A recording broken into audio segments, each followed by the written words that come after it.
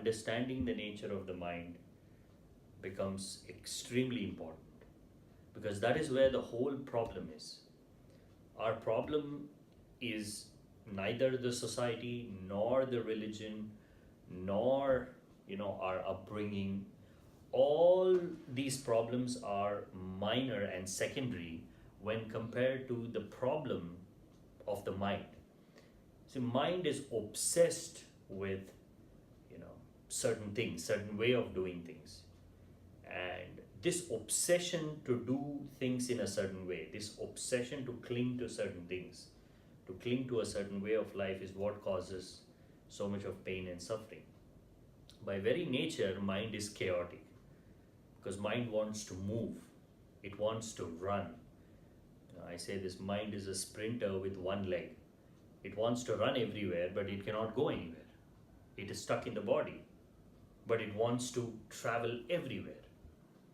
And every time you realize that, oh, you are physically limited, you cannot just do all the things that your mind wants you to do, that's where realization comes in. Oh, mind is unbound.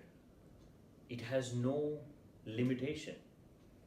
Imagination can take you to the edge of space, edge of time. It can make you crazy, but what is possible is only possible through the body. If we have to find peace, that peace is possible only through the body. If we have to find rest, that rest is possible only through the body. One of the most ignored aspect about our lives is our own body. We have paid too much attention to the mind, but we have completely forgotten the body. In a sense that we have assumed that the body needs only physical things. It needs a nice place to stay, good food, nice air to breathe, that's about it. But we don't realize that the most important necessity of the body is rest. If the body is not feeling at rest, it doesn't matter who you are, what you're doing, you will be disturbed.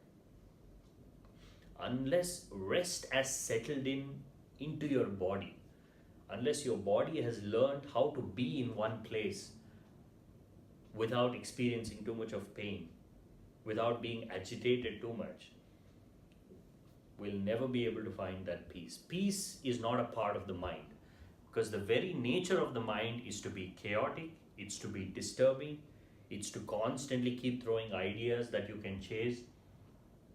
And the very functioning mechanism of the mind is disturbance.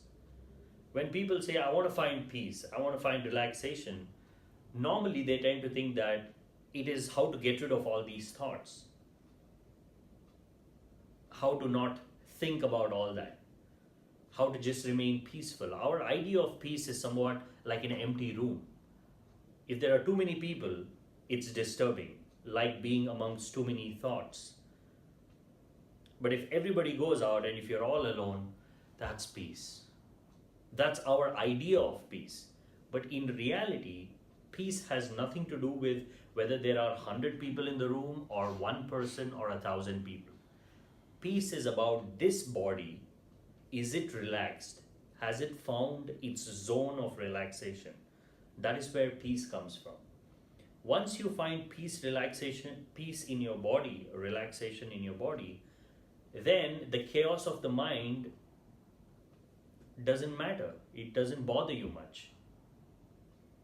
That's why we can see there are few people. They can be amongst all kinds of disturbance. In fact, the disturbance in our lives is hardly anything. What disturbance are we talking about? Cooking, cleaning, talking, walking, moving around. There are people who run countries. They manage hundreds and thousands of people. They run companies, governments, organizations, so many things. Still, their level of peace is just as much as our level of peace, if you think about it. They're not so disturbed that, they cannot even exist.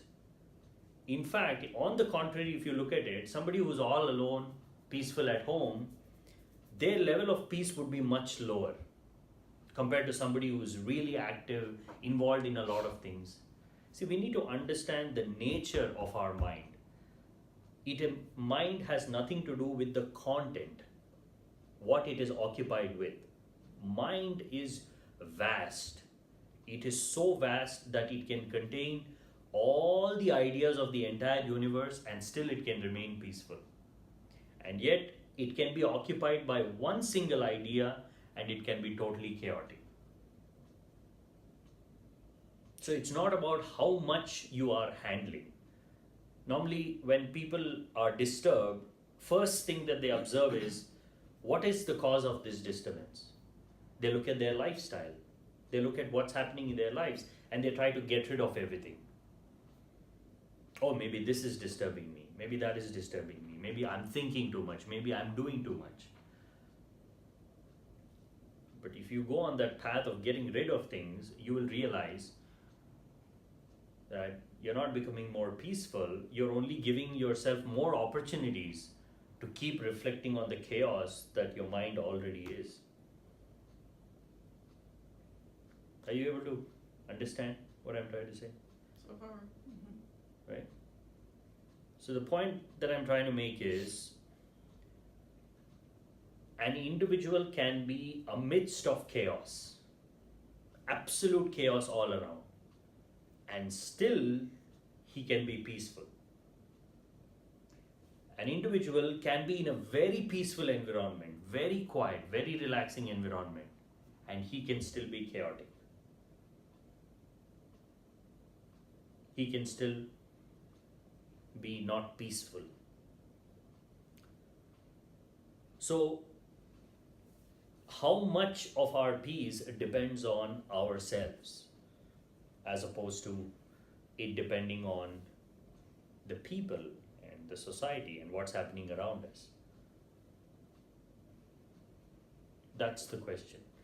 So let's see if we can all agree on this. If you have some other view, you let me know, we'll try and match it. I'm saying you can totally contradict me. I'm saying that your peace, your relaxation, your happiness, your contentment, everything 100% depends on you. 100%. Do you agree or do you disagree? I agree. Okay. I do too. Yeah. So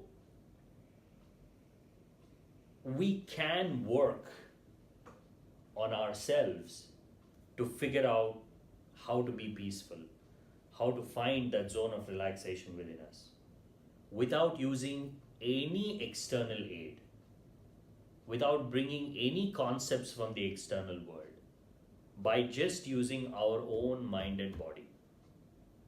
That's possible. Just using our own thoughts, our own physical reality, we can try and figure out, how to be more peaceful, how to be more relaxed, or even much deeper, how to be blissful. Peace and relaxation is one level. There's an enormous amount of bliss an individual can experience.